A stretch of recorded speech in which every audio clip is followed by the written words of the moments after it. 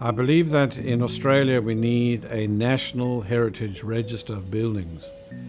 At the moment we don't have a national system, we have state systems.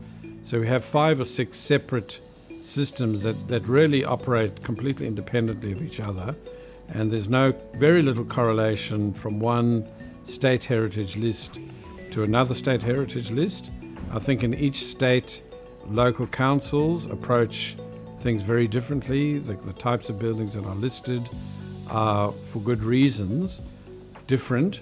But what is lacking is a consistency in approach to the way buildings are listed and the way they are cared for and the way the development in the vicinity of listed buildings is or isn't allowed.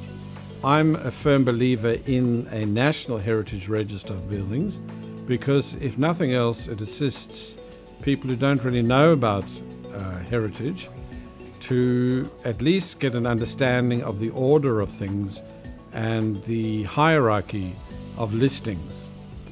At the moment, even heritage consultants are confused by the number of lists and the types of listing even within one individual state, never mind the consistency across the whole country.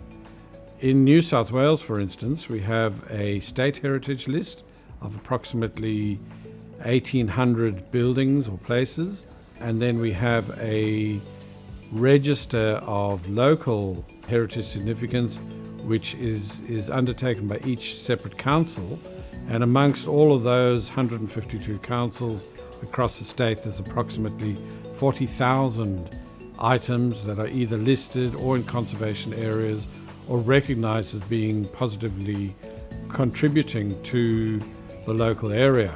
And then on top of that you have the National Trust list, you have the Institute of Architects with their list, the Heritage Engineering list, and so it goes on. And it's very difficult for the man in the street to understand what's going on with these listings. And for that reason, I think there ought to be a hierarchy, a consistency across the board, and one single list in which everything is identified.